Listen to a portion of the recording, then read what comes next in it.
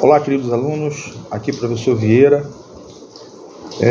Estamos aqui, já é uma tradição minha já, desde que eu sou professor do Colégio Militar, já há alguns anos, nessas últimas provas do trimestre, essas avaliações por área de conhecimento, essas avaliações centralizadas, eu gravar aqui um vídeo, nada demais, só para comentar algumas dicas de como vocês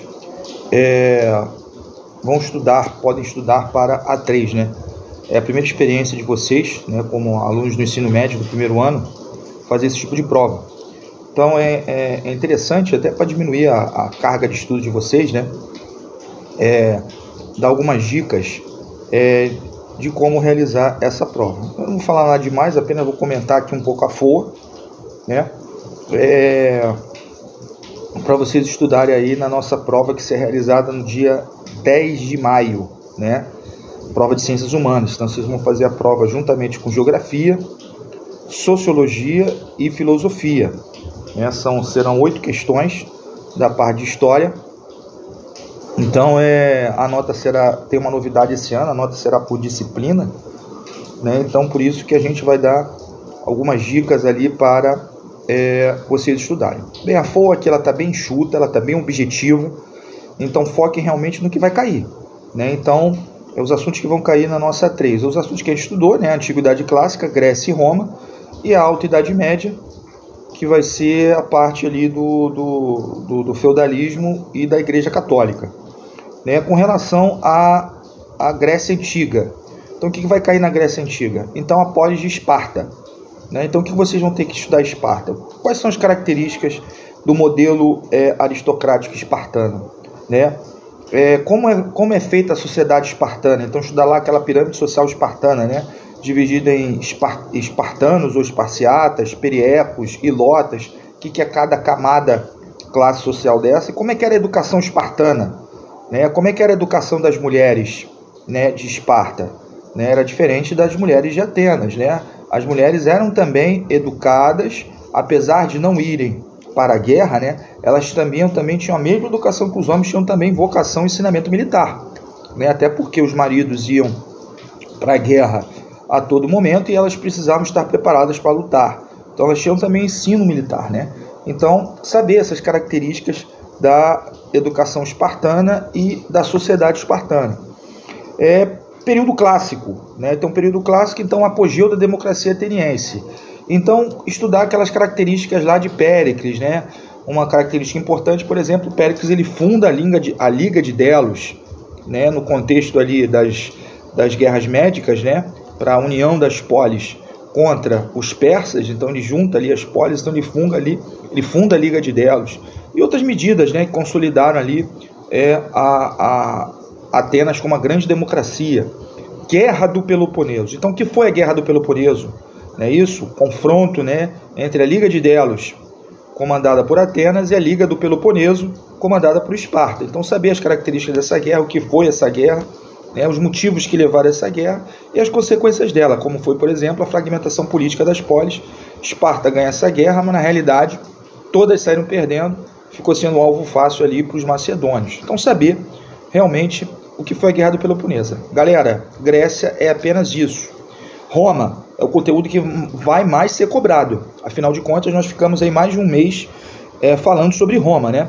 Então, monarquia não vai cair nada, então vamos cobrar a partir da República. Então, o que foram ali as leis romanas, não é isso?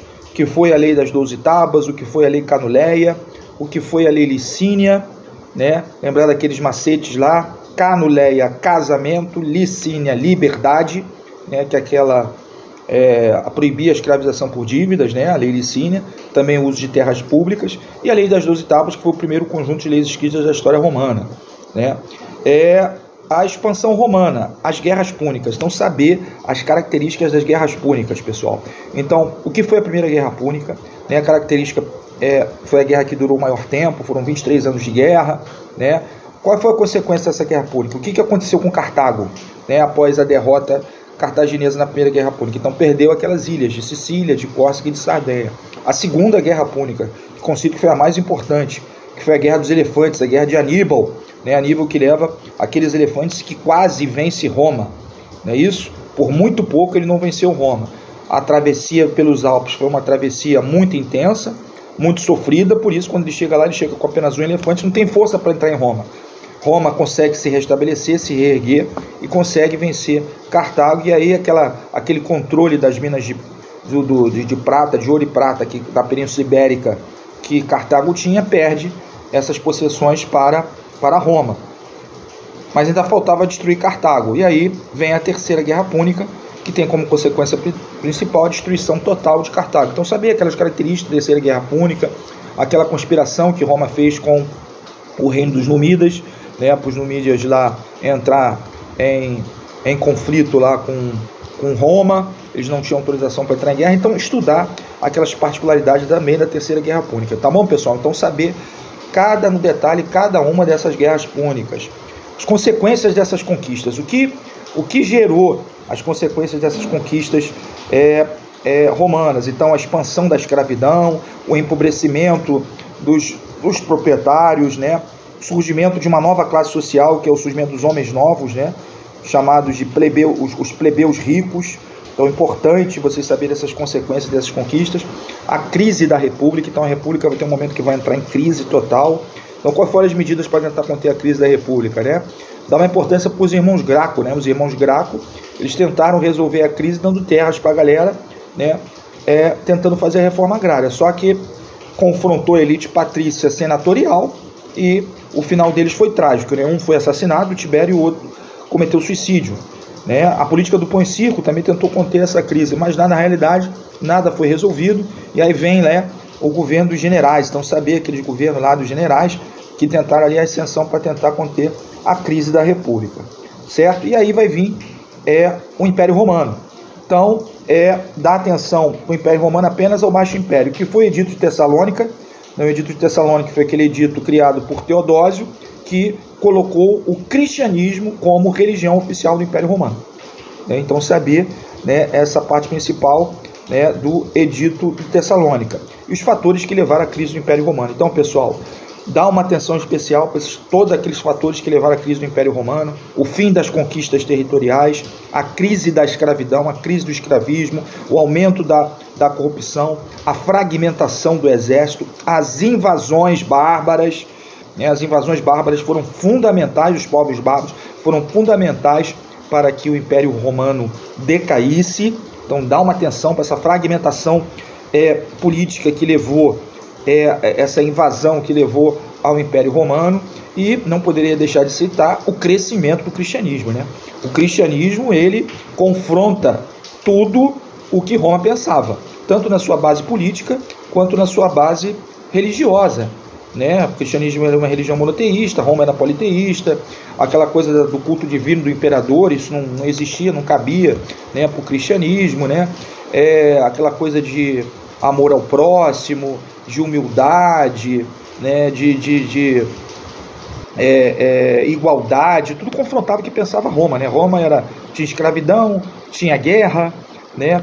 Tinha conquista territorial, então tudo que Roma vivia, o cristianismo tudo totalmente era contra. Quando a religião ela cresce, não tem como confrontar, foi um dos fatores, com certeza, da crise do Império Romano. E, para encerrar, a parte do feudalismo, da Alta Idade Média. Então, o feudalismo, que a gente está dando agora aí nas turmas, nessa última semana, né? Então, as características da sociedade feudal, né? Então, quais são as características daquela sociedade feudal? Ser uma sociedade estática, ser uma sociedade estamental, formada por camadas sociais, nobreza, clero, servos e camponeses, e uma sociedade hierarquizada, é isso? Uma sociedade organizada em diversos níveis. Saber o que é ser o suzerano, o que é ser um vassalo, essas relações de suzerania e vassalagem, né? E a definição de feudalismo, que é justamente essa fusão dos elementos da cultura romana, através do colonato, com os elementos da cultura germânica, que é o comitatus. E a importância da Igreja Católica. Então, saber por que o papel da Igreja Católica dentro do sistema feudal, né? Então, saber ali aquela divisão do clero, né, em clero secular, clero regular, e como a Igreja Católica fazia para conviver, né, dos seus valores ali dentro do sistema do feudalismo. Tá ok, pessoal? Então foi um resumo ali bem condensado, né, algumas dicas. Agora mãos à obra, isso aí é com vocês, né?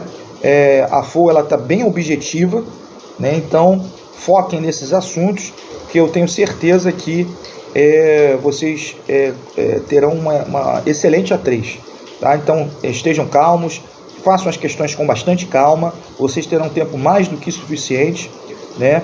E torça aí pelo sucesso aí de todos os alunos, tá ok? Muito obrigado a todos, bons estudos, até aí o próximo vídeo.